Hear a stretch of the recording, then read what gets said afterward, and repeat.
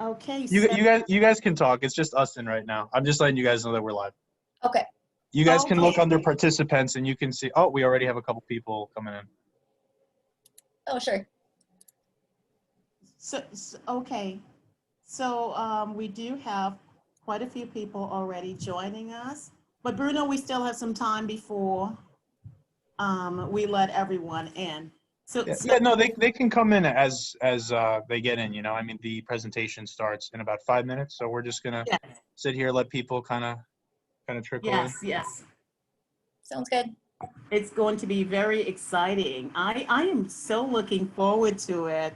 And even as I was listening to the presentation, having gone through a couple of issues myself for the last couple of years, I think this said a lot to me. It spoke to me. So I'm Oh, happy yeah. for that. Yeah, So I'm excited. where are you located? What's that? Where are you located? I live in Minnesota. Okay, all right. So Yeah. you Heather Bergstrom? I think I've met her once. Yes. Okay, Yeah. all right. Mhm. So Heather is my partner. Okay. She's just absolutely awesome. And it's great working with her. I'm just looking at how many people we have signed up for this. Quite a few, quite a few. Yeah, I saw that. Yeah, we'll see as people come in. Mhm. Pretty soon we will be live. I love this app because you get to see so much and everything else that's going on. So very excited for it. Yeah, it's really convenient. Okay, Bruno, so we have just a few more minutes before people join us.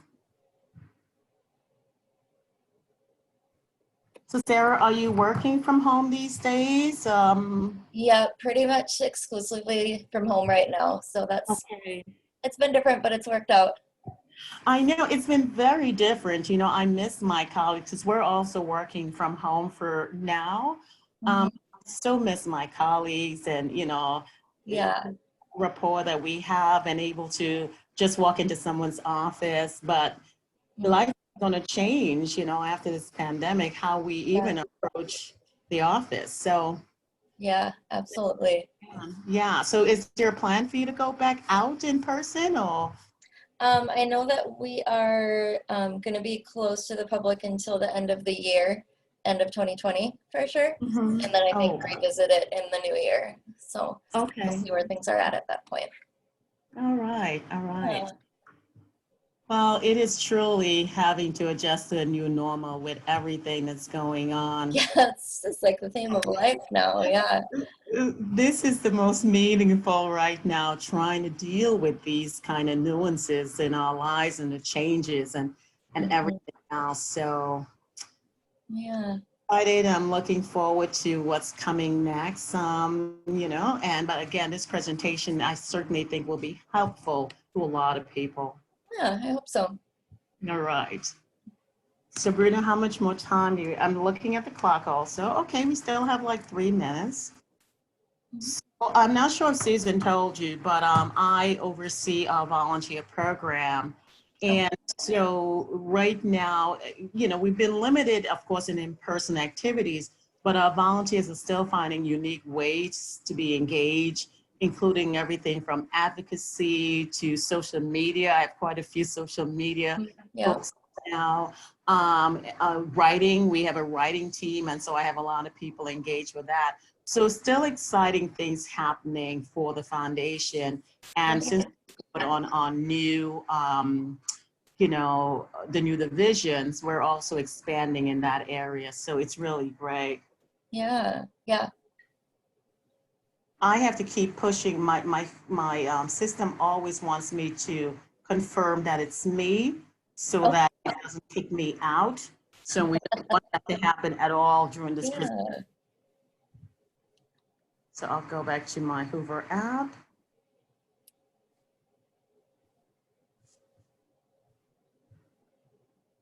So what time do we have now? So Bruno, we have 1 minute? Yeah, I mean, we have some participants in already. We can get started in a couple seconds, actually, if you guys want to start up, I guess, now. Okay, so we can get going. We can get going, Bruno. All right, you're good. Hello, everyone, and welcome. My name is Suzanne Sobers, and I am the Director of Volunteer Development for the Marfan Foundation.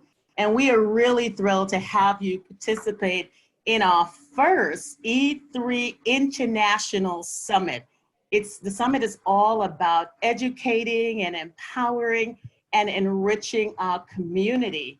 And the summit is brought to you by the Marfan Foundation and our various divisions, including the Loews-Dietz Syndrome Foundation and the VEDS Movement, and our partner in Europe, Vasseur. We are very grateful for the generous sponsorship of Brigham and Women's Hospital and American Communication Construction. Before we start the presentation, I just want to let you know that this international summit is a forum to provide an open discussion of issues related to genetic, aortic, and vascular conditions, and the opinions of each of the talks are those of the speakers and not necessarily those of the Marfan Foundation or Vasseur. And tonight, we are fortunate to have someone from our community join us for an amazing presentation. And so we welcome Sarah Schroeder, and she is going to present to all of us tonight, Adjusting to a New Normal. So following the presentation, there will be plenty of time for questions and answers. So please put your questions now in the section for this session in your Hoover app, and we will do the very best to answer all of the questions. Sarah's presentation is not very long because she wanted to give us ample time to have a great discussion. And you could well imagine with a topic like adjusting to the new norm, we will have lots of questions since, you know, with all that's going on right now, we need that topic right now. So without further ado, we are going to present Sarah's presentation, and then we'll come back to have our questions and answer session. And we'll also be able to hear a little bit more from Sarah. So thank you, and we will start the presentation now. Hi, I'm Sarah Schroeder, and I will be talking about adjusting to a new normal. I am a mental health professional. I live in Minnesota, and I'm also a vascular Ehlers-Danlos syndrome patient. So I'm a member of this community in that way as well. So looking at your new normal, you might be thinking about, is this a burden or is this a relief, or is both? Finding your new normal can start out feeling either way or both. It might be a relief because you have some answers, but maybe feels like a burden because of all the new information. Some examples like preparing for surgery for months, or seeking a diagnosis for years, or losing a loved one unexpectedly. You might have mixed feelings, and that's completely okay and normal. And it's common to feel things that you didn't expect as well, and that is normal too. Some of these experiences might be expected, or they might be sudden. For example, maybe you've had your diagnosis for a long time, but had a sudden medical event, or maybe the opposite. You had a sudden medical event which led to your diagnosis, or maybe you are healthy, but your partner, child, sibling, or parent, or friend has a new diagnosis. Regardless of the situation, you'll begin to create a new normal for your life. Life can feel kind of black and white, like I could feel I'm either healthy or I'm sick, or I can work or I can't. I don't need any help, or I need help with everything. And the reality is that we're living in the gray area, so in between that black and white. I have days where I might feel good and days where I feel awful. I can still work, but maybe I need a different job or a different schedule, or I can still do most things, but sometimes I need help. And really, even people who aren't dealing with major illness or diagnosis live in the gray too, and that's okay. That's a place where most people are. Finding your new normal. The first thing that you can do is just give yourself some time and space to grieve your old life. You might have things that you expected to do in life or ways that you had expected life to look like that are different now. And there's really no time limit on that grief. It's okay to grieve those things and give yourself that time. And sometimes it's helpful to express some of those feelings to a friend, a mentor, a family member, or to a therapist. Other things that you can do to help find your new normal are to talk with your medical professionals about your abilities and your limits, things that you may or may not need to modify that you've been doing in your life. You can pay attention to your own levels of pain and fatigue as you're going about your day. Some people like to track those things with journaling or with a smartphone app to see which activities are easier or harder to tolerate. And then allow yourself to try and expect to succeed in some areas and fail in others. And the nice thing about failing is then you learn what things that you need to modify to be able to go forward in life.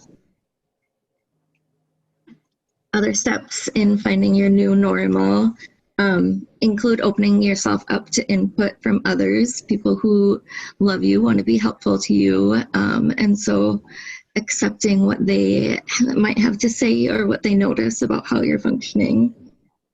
Continuing to assess how you're doing and adjust your lifestyle, reminding yourself to just because you can't do something today doesn't mean that you would never be able to do it. There's that idea of living in the gray and accepting that and just kind of accepting the new normal. And that's everything that I have as far as slides. I can answer any questions or comments or have you tell us about your experiences with your new normal.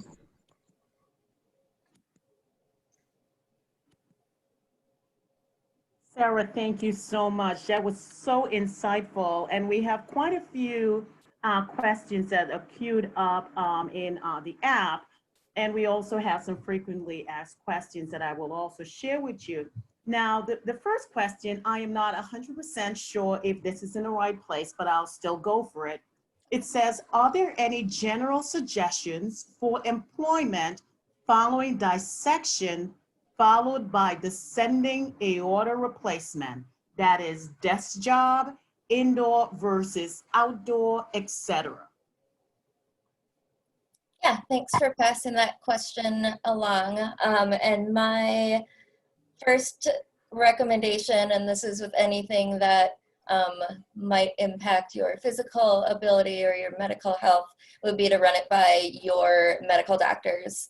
I'm a mental health professional, so I can't comment on physical health, so that would be the first step. Then when it comes to being able to continue working, even for me personally as a VEDS patient, I found that I do well with non-strenuous work, desk type work, being indoors, being able to have a flexible schedule are all things that are helpful for me as a patient. And kind of keeping in mind too that your workplace is obligated to make accommodations for you to be able to handle your medical needs. So that's something that you can address with your workplace. Okay. All right, thank you for that. And now our next question, my biggest concern is the difference in activity. Some aren't in school or working anymore, and being at home is much different activity. How can we get the same activity levels to keep our bodies strong? Oh, that's a great question. And I think it's particularly significant now with the pandemic going on and a lot of people working or schooling from home. So even regardless of the health condition that you're facing, this is something that a lot of people are dealing with. There are lots of ways to find activities to do at home to stay physically active, whether it's purchasing a video series or signing up for a virtual fitness course. Those are options. Purchasing exercise equipment or tools for your home.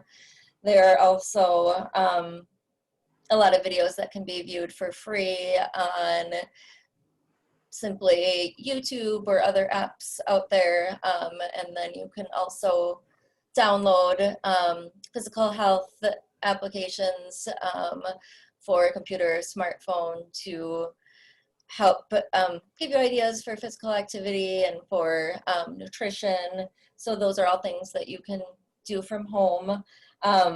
Another thing that I like to suggest to people is to try to stick to a schedule, even if you are homebound due to your health or due to the pandemic. Kind of sticking to a similar schedule during your day, whether you wake up at a similar time or do some exercise at a similar time during the day. And also getting outside when you can. Like I said, I'm here in Minnesota. We still have a little bit of summer left. So I'm trying my best to get outside before we hit the really cold weather. So even if you can't go out and about in public, sometimes you can do some activities outdoors. And again, always talk to your doctor about what activities are appropriate or not. Yeah, that's great. I think we're all exploring our neighborhood safely these Absolutely. days. Pandemic.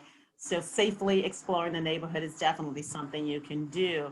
Another question, Sarah, is in your experience, is adjustment harder with emergency, out of the blue surgery, or in anticipated and planned? I guess I can, on that one, speak first to my own personal experience with VEDS. I've been through both situations of having severe emergency surgery and then surgery or interventions that have been planned in advance. And for me personally, the emergency surgery was a little more stressful just because it was unexpected and kind of put me into a place that I hadn't planned for in life, whereas something that was planned ahead, I could arrange my work and my family obligations, kind of make plans for my own recovery. But again, as I say that, that's just my experience. Everyone will experience things differently. So if you're thinking to yourself, man, this was planned in advance, like I should be handling this better, I knew about it. That's not necessarily the case. So just give yourself grace in those situations and, just deal with the situations and the related emotions as they come into play. Okay, thank you for that. A really great one is, how do you cope mentally when adjusting to a new normal? Yeah, that's a great question. And it's significant, I think, just because maybe we get some guidance from our doctors or from things that we're reading that help us adjust physically. And, we might have some new physical limitations or maybe some new medications that we're having to take. And so our body is getting those physical factors, but the mental and emotional side is not always addressed outright. So the first piece that you can kind of do is give yourself space to have those reactions, whatever they are, whether you're having a grief process, like I mentioned in one of the slides, or you're just needing either more time to yourself or more time with loved ones.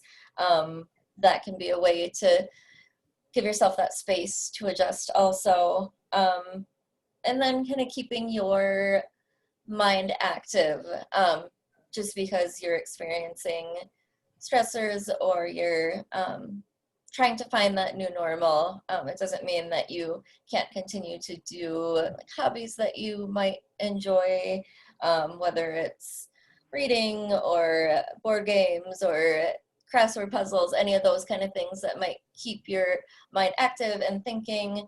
And then in addition, just other things that you enjoy doing as well, maybe gardening or crafting or any of those types of things. Again, like I'll mention multiple times, when it's something physical, that's something you can run by your doctor to make sure it's safe or to weigh the options. But yeah, when the major aspect, I think, of coping mentally is just being able to still do some of the things that you enjoy and keeping your mind active. Okay, thank you. Here's another great one. It says, what if your new normal does not allow you to work, and being disabled, even if it's mostly invisible, is your new normal?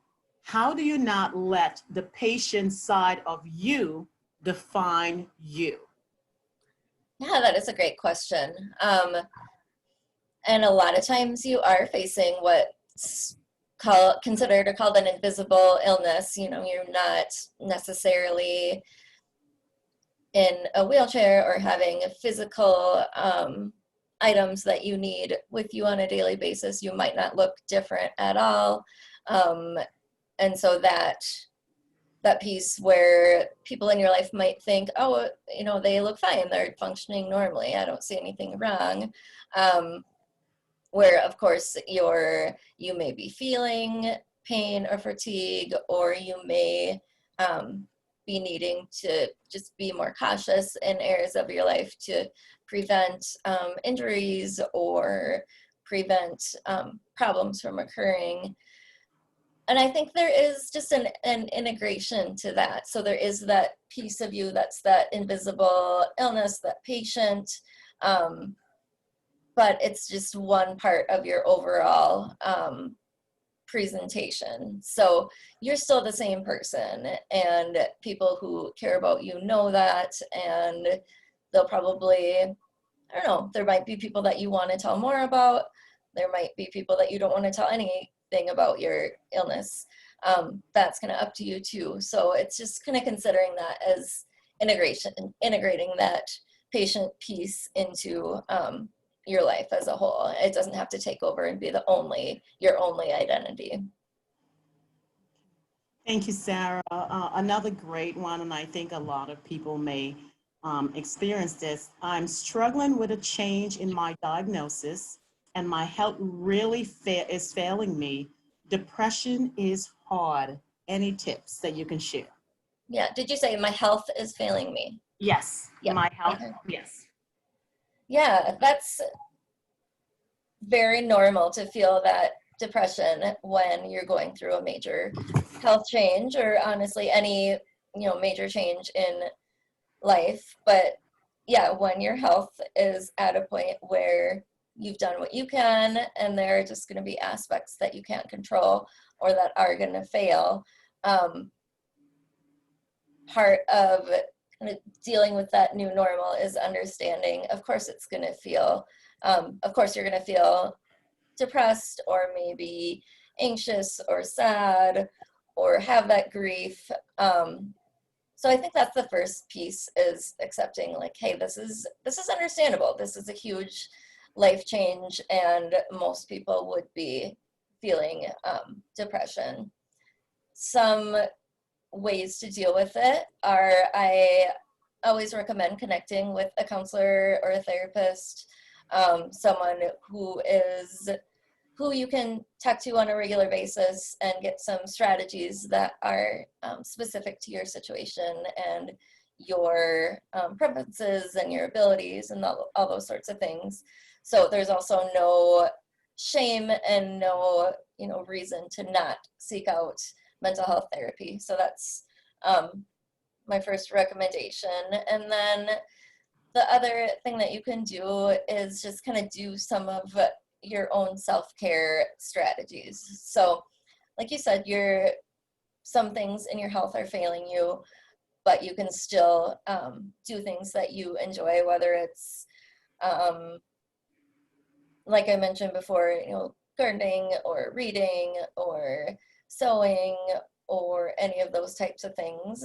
And then sometimes there's, if your health is stopping you from doing some of those self-care things that you had done in the past, that's an opportunity to kind of explore different areas as well, or new hobbies, and kind of find out what things in your life do help you feel a little better or give you a little enjoyment, even if it's just for short periods of time. And again, talk to your doctors about what they recommend. And there are lots of medications out there for depression too. So that's something you could talk with the doctor about too and see if it's appropriate. Okay.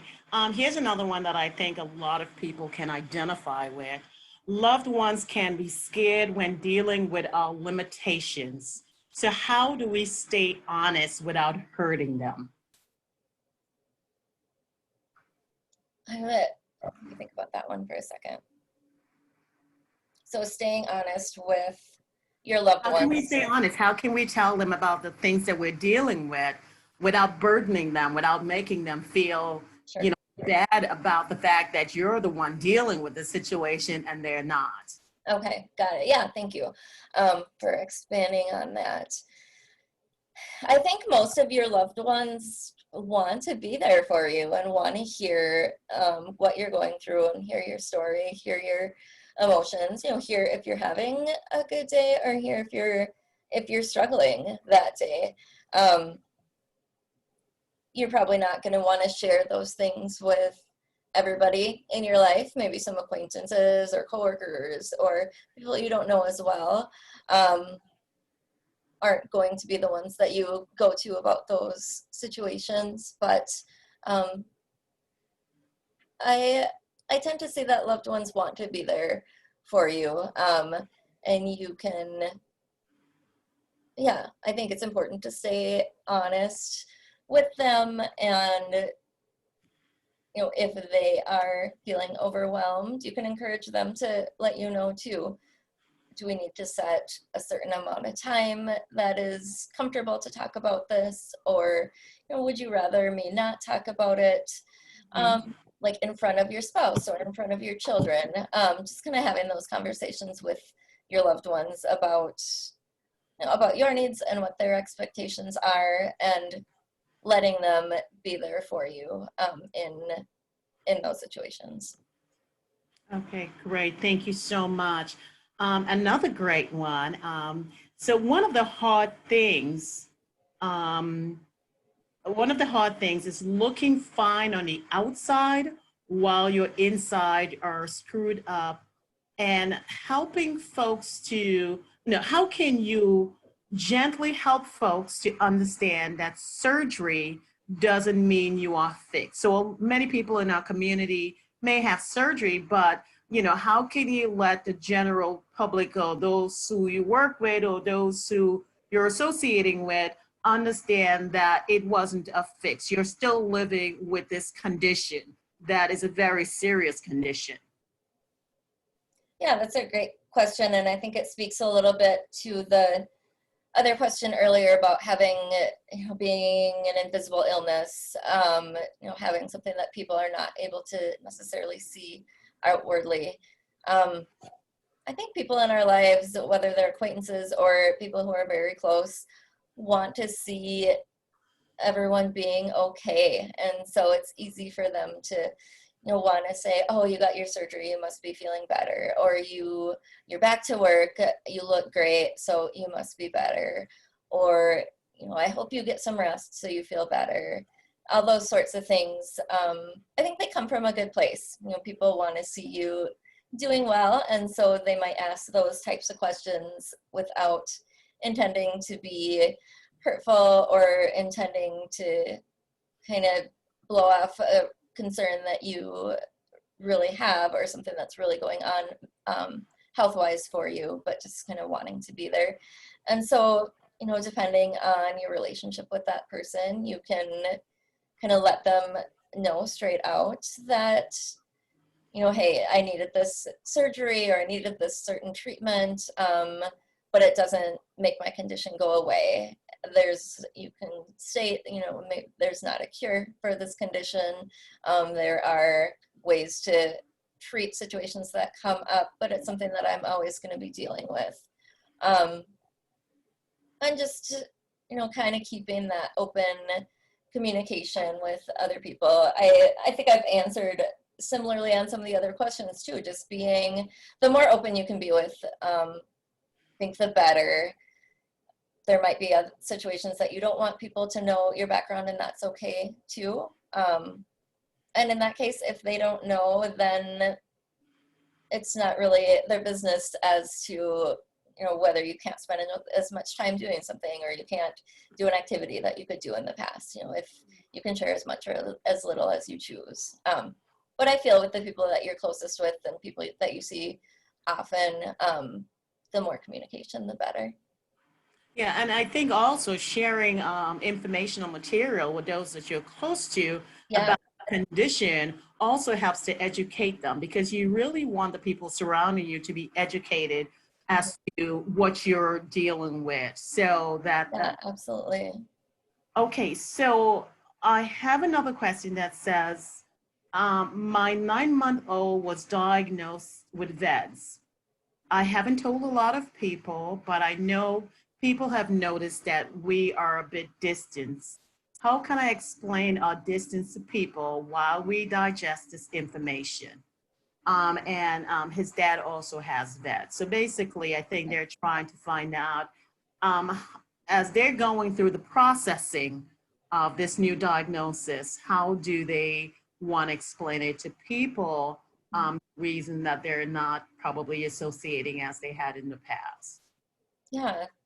Yeah, that's a great question, because there's, as I was talking about on the previous question, it's great to be open and communicate and share information, and education and all those things are great, but sometimes you are the one still digesting that information and trying to figure it out for yourself.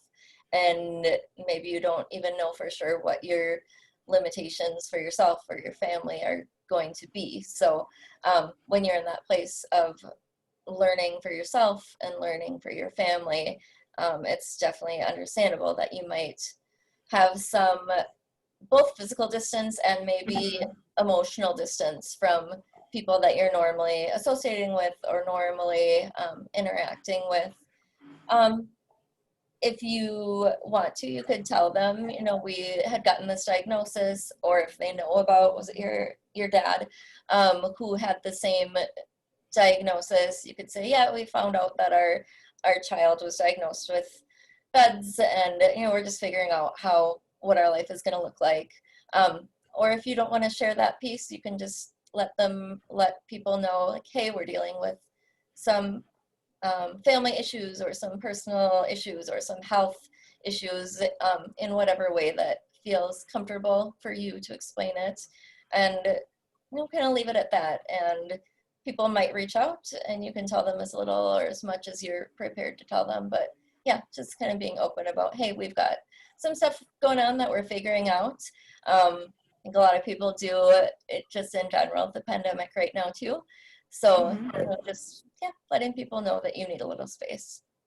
Yeah, okay. So I have a couple of questions that's wrapped around late in life diagnosis. So I'm going to kind of lump it together. So what advice can you give to someone whose normal has changed because of a late in life diagnosis?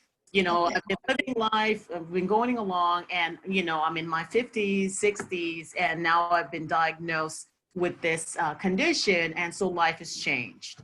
Yeah, that's a great question. We were just talking about an infant who is diagnosed, and so that's going to look very different for someone who is diagnosed since the beginning, and living their life according to certain expectations and certain limitations, and then getting this diagnosis later in life, and you've been living relatively normally your whole life. Maybe you haven't been having to do many restrictions or other limitations, and so now you're thinking like, well, I got this far, do I need to really make any changes?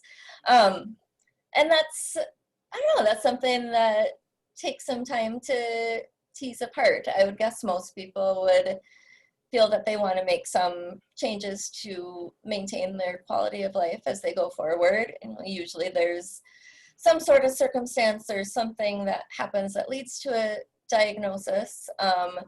And so having that in place, you can kind of talk with your doctors about that and figure out, okay, what pieces do I need to change about my life, and what areas can I continue to live like I lived before. The thing about finding a new normal is just that life is always changing. And so whether it's when you get later in life, you know, having children launch into the world, or retirement, or losing a parent, or any of those things that may affect someone later in their life, this is just something else too that has come into your life and not expected, but there are ways to just learn how to handle that and to continue to move forward and be able to still have a good quality of life. Great, thank you, Sarah. So a question is, can you elaborate on living in the gray, since most people either live in the black or the white? Yeah. Another way to talk about living in the gray, I guess, is just being flexible. That's kind of what it means to me. Is, I think on the slide I'd said, okay, either I'm sick or I'm healthy. And, you know, being in the gray, being in the middle, being flexible is just accepting I have this chronic illness, or I have this diagnosis, or my spouse has this diagnosis. And there are good days and bad days.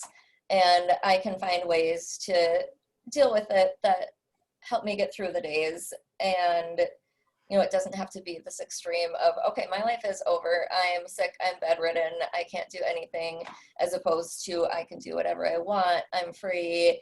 That the gray piece is kind of living in the middle of that and accepting some of the limitations or some of the health concerns that are present, but also like addressing them and being able to still live your life and still be able to get enjoyment out of life. Is there anything else I can try to speak to on that gray topic? I don't have any other questions regarding that particular Okay. topic, but then we do have a lot of other questions. All right. This one is really a good one because, you know, you'll get it. How long will it take for me to adjust? What is the timeline? Yeah, that's a great question, because it's nice to just want to have that timeline and know, like, okay, in a month from now, in a year from now, by the end of the school year, by Christmas or whatever it is, I want to know that I'm going to be adjusted. I'm back to normal. I think it's very human to want that. And I wish I had that answer where I could say, yep, this is how long it takes. But the reality is it's just different for everyone. And I guess that kind of speaks to that about the living in the gray too. You know, just having these differences in your life and adjusting to them and figuring out how to move forward. It just happens at a different speed for everyone. And so I think that just giving yourself the space to not have your new normal developed by a certain date or a certain deadline, and just being open with it. And also even that new normal will kind of waver and some things will change as you go forward again. So kind of just being open with that. So being open, making adjustments along the way, but just Yeah. target. Okay. How do I support my partner, whether it's a child or a friend, in finding their new normal? Because many people in our community are part of a family, and so everyone's trying to help them. But how can you be that supportive partner? How can you support that partner or your child to find that new normal? Yeah, that's a great question. And yeah, I'm sure, I don't know the amount of people who are here who are the partner or the friend or parent or relative of someone who is experiencing maybe the physical diagnosis. That still going to affect you as the other person in the relationship. And I think sometimes that comes as a surprise to that partner or that other party. You know, you're not the one who is ill, you're not the one who's having to, you know, do physical therapy or go through treatments or surgery, but you can still be there for the person that is. So I think part of it is that communication between you and the other person who is experiencing the diagnosis, just being able to listen to them express, you know, their feelings about it and their experiences. Sometimes we want to like be a helper and to fix things, but sometimes a lot of times the person just needs to be heard and be listened to, and that's all you can do, and that's all they need in that moment. And then there are ways to be supportive with your actions or with your things that you can step forward and do for that person, whether it's helping out with like meals or childcare, or helping be an advocate for the patient when they go to the doctor or have an appointment. So there are ways that you can be there physically as well. And then I think the other piece too, maybe the question didn't completely address, but that just kind of comes to me, is that you can feel some of that stress of this situation diagnosis too. So understanding that you as a support person or as a partner are kind of developing your own new normal as well, and kind of recognizing that and accepting like, okay, life is going to be different for me too, and that's okay. Okay.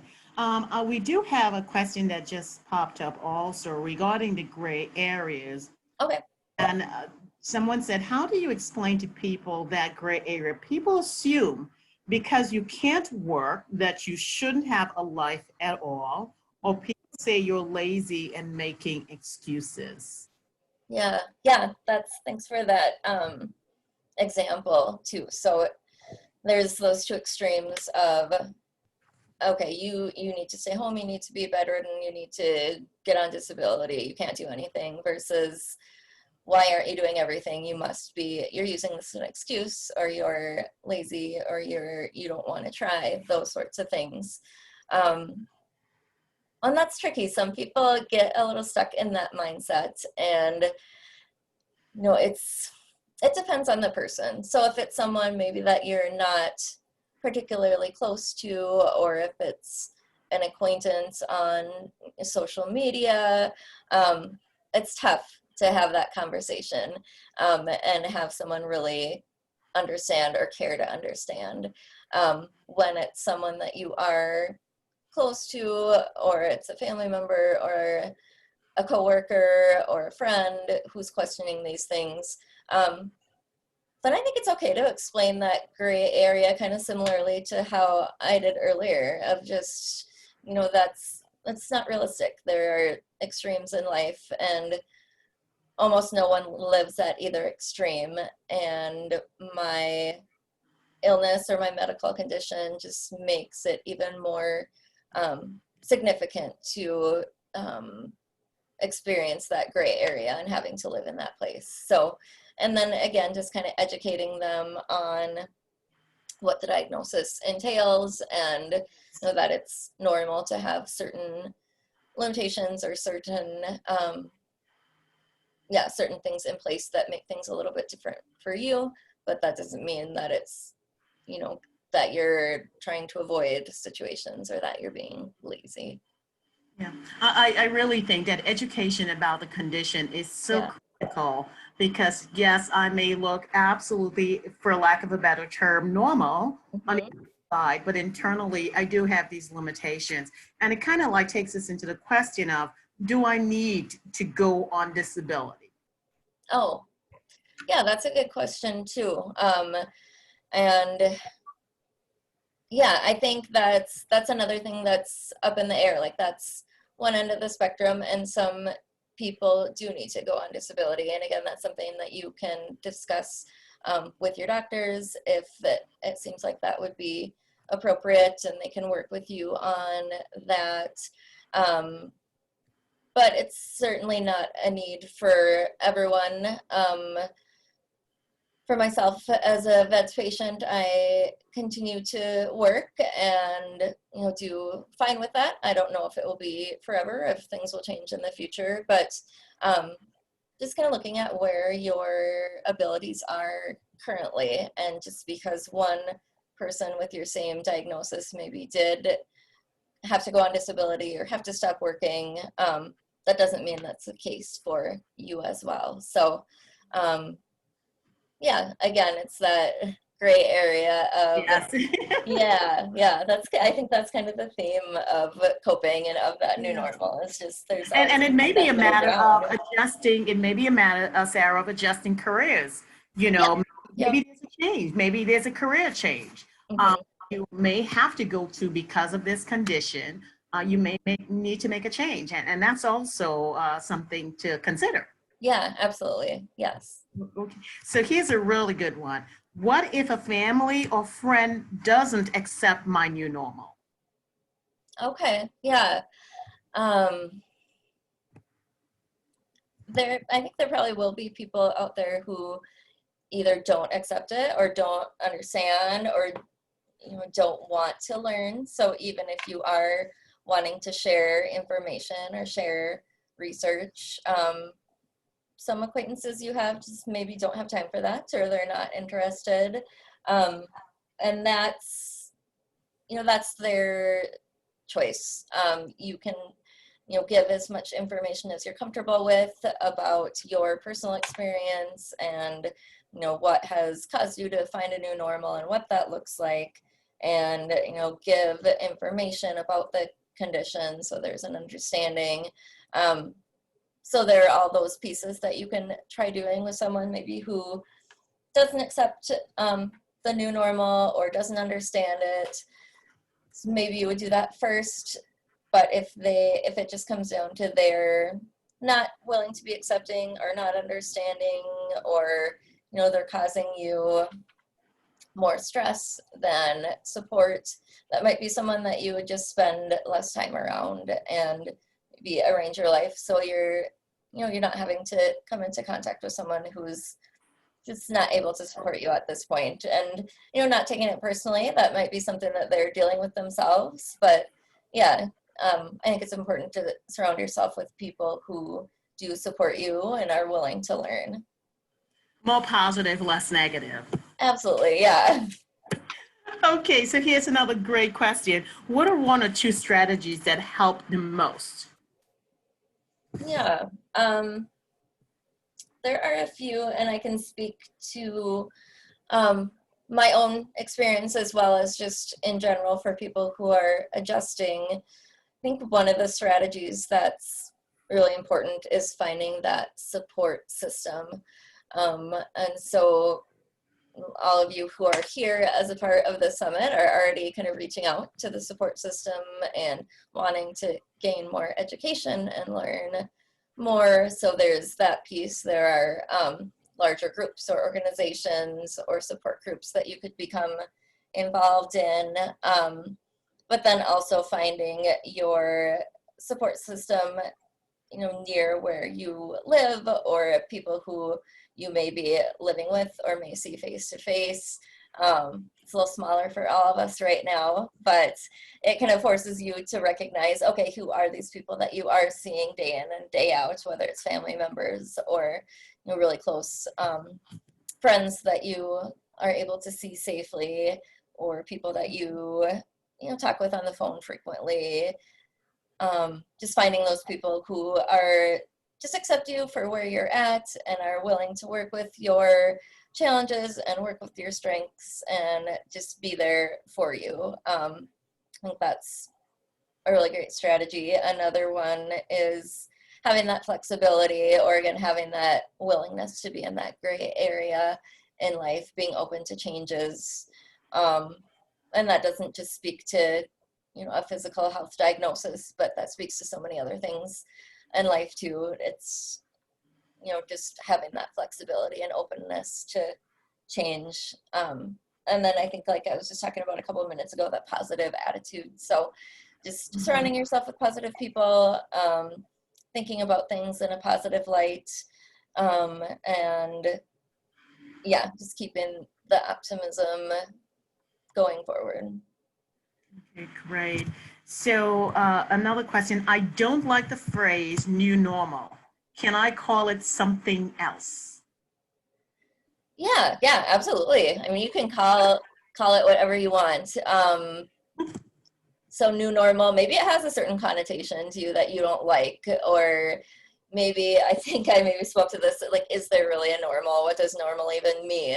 And so if you don't like that word normal, yeah, you can think about it in a different way. You can think about it as, you know, I'm moving forward with my life, or I'm, you know, figuring out a new routine, or I'm making some different choices, or, you know, whatever it is, however you want to refer to it, or however you even want to think about it in your head, that's fine. You know, however it works for you is great. Okay, and I think this is a very important question because as you know, our community goes through all these changes, how do I find a good therapist? Oh yeah, that's a good question. And I think I spoke a little bit earlier to just like the idea of finding a therapist or a counselor is very common for people who are going through health issues or health needs, and so yeah, you don't need to shy away from that idea or feel like, you know, oh, I don't know if I should do that. So that's something that's common and acceptable, and I encourage people to do ways to find a therapist that might meet your needs. You can kind of consult with that support system that you have. So both people who are maybe in the medical community that you are in, if they might have recommendations for you, or people local to your area that you know may have recommendations as well for a local therapist that, you know, that is well known, or that they or a family member has had experience with. You might look for a therapist that has some experience or background in dealing with physical health diagnosis, or dealing with life changes as related to those types of things.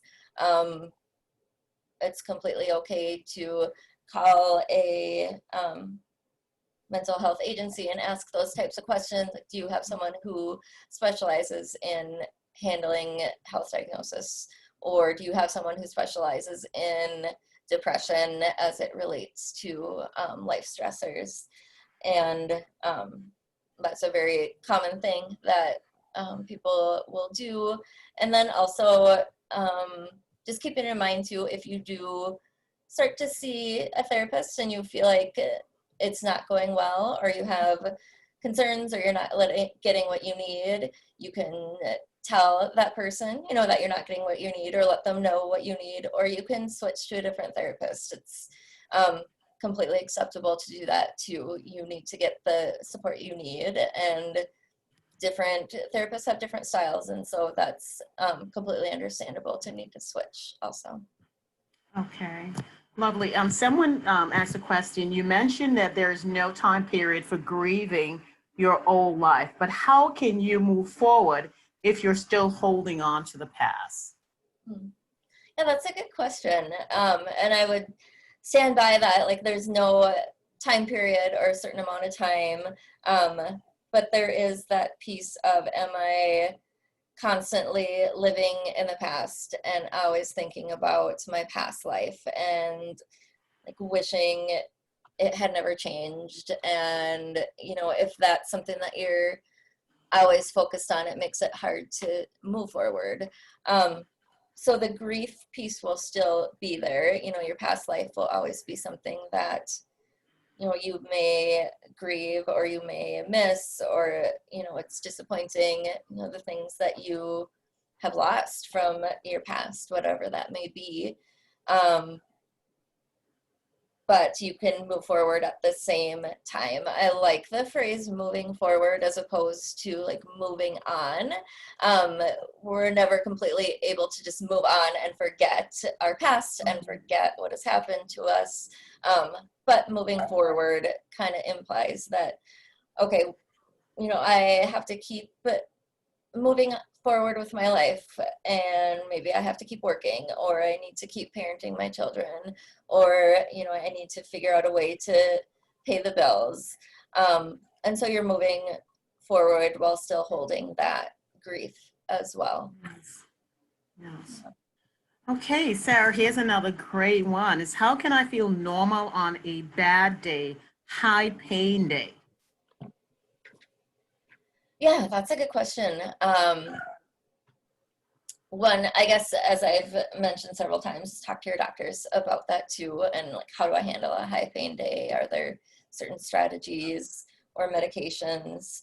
But there's a couple pieces to that. Otherwise, is sometimes it is just a bad day, and it's okay to have a bad day. So even if you don't feel like you're upbeat, positive, energetic self, maybe it's just a rough day, to some degree, just allowing yourself to have that and accepting, like, okay, it's a bad day and tomorrow I'll start fresh again. Or, you know, after I get some rest, or after I you know, take a certain medication, I'll feel better. Maybe tomorrow will be a better day. So there's that piece of, yeah, there's just bad days there, but letting yourself, or helping yourself to feel normal, maybe just doing some small things that feel good. So whether it's talking to a loved one, or reading a favorite book, or playing with a pet, any of those sorts of things that you can do even when you're not feeling good, but can help you to just lift your mood a little bit on those really rough days. Okay, right. Another question. I'm really independent and want to stay that way. How can I? Yeah, that's a good question too. And that's another one where it'll certainly vary from person to person. And it kind of makes me think of some of the questions about, okay, how do I accept this diagnosis that has maybe come later in life, or after I've already been independent and kind of living that way for a long time, or if it's just kind of been your nature for a short time too, I suppose. You can still maintain an independence. Again, I would run some of the questions you have by your doctors and see like what might be realistic and what's not. But just thinking about what areas of your independence are most important to you, whether it is like maintaining employment, or if it's living independently, or if it's, I don't know, other areas too. Just thinking about, okay, what area is really the most important to me, and then how do I make that happen? It might take a little extra effort, like Suzanne, you had mentioned even switching to a different career or a different job. Maybe you can keep working, but it's a different job. Or maybe you can live independently, but you need some help with house cleaning, or you need someone to check in on you every once in a while. So kind of recognizing, yeah, you can maintain that independence, but it might just look a little bit different than it did before. Yeah, it makes a lot of sense. The question, I love the idea of allowing yourself to fail in order to learn what to modify. Can you elaborate so it feels more positive? Everyone thinks failure, they come as being bad. So can you elaborate so it feels more positive? Yeah, that's a good question. And I, as I was just watching the PowerPoint with all of you, I kind of had that thought too, like, oh, failure is just such kind of an icky word, and I don't want to feel like a failure. So are there other ways that we can think about that? Absolutely. You can, for one, think of everything that you do or try as a learning experience. And so if you try an activity that doesn't work out well for you, or that maybe we would consider a failure, you can kind of reframe that in your mind as, okay, what have I learned from this? So what was I able to do well, and what do I need to make modifications for in the future? And I guess that's another way to think of it too, is not necessarily a failure, like I can't do a certain activity, but how do I modify it for the future so it works for me? It doesn't work for me this way anymore. You know, what do I need to do differently? Yeah, and kind of put it in that positive light of, yeah, I just need to change some things, or it didn't work out, so what can I do instead? Okay. And this, I believe, is the last question I have in the queue. We've heard from many in our community that medical professionals don't understand of their issues. What do you suggest when faced with this? They you know, maybe they don't understand the level of pain that I'm in. What do you suggest, you know, I do if I'm faced with this? Yeah, that's a good question. And I've run into that myself personally too. The medical professionals out there are very well educated and they're good at their jobs. I think across the board, most of them are very well intentioned in their profession, but there are so many health conditions out there that they just simply can't be experts on everything. And so with that, kind of taking the fact that you are the expert on your own condition and you can provide resources to your doctors, just like you might do with friends or family members, but being able to give the information to doctors or ask them, is my condition something that you are willing to learn about, or is it something that you're willing to work with me on? If a doctor says no, then maybe it's time to find a different doctor. If you have a doctor that's willing to work with you on your diagnosis and on, you know, learning and working with you, that I think that's great too. And then another piece would be to continue to seek out an expert in the condition that you're dealing with. So there are, you know, some experts, doctors out there on Marfan's and beds and other conditions that we deal with. So even if it's maybe not a doctor that's local to you, someone that you can have some contact with and that your primary care doctor could consult with to make sure that you're getting your needs best met. Okay, thank you, Sarah. Those are the questions that's in our queue right now. So I am going to ask anyone, if you have additional questions, it's never too late. Please submit them to us through our website, and that it's going to go to marfan.org/E3ask. Please complete the survey. We would love to hear from you because it helps us to build other programs. Finally, we want you to take advantage of the sessions through the summit. So, and also the opportunity to connect as we build a strong and connected community. We would also love you to visit the exhibitors in our virtual exhibit hall. You'll see that all on your app. And if you are on social media, we would love to hear from you. So please use the hashtag E3Summit20. I want to take this opportunity again to thank Sarah. We were so glad to learn from you. We appreciate you sharing your time and your experience. And I don't know if you have any last words that you want to share with us before we end the session. Yeah, just wanted to say thanks so much for having me. It's great for me to be here too. So fun to see so many people coming together to learn and connect. And so, yeah, thanks everyone for being here, and enjoy the rest of the summit. Thank you again. And to all our participants, we appreciate you joining us for this talk. And so we want you to, whether it's morning, afternoon, or evening, wherever you are, to have a great one. Thank you again, and we look forward to seeing you at a next session. Have a good one. Thanks. Bye now.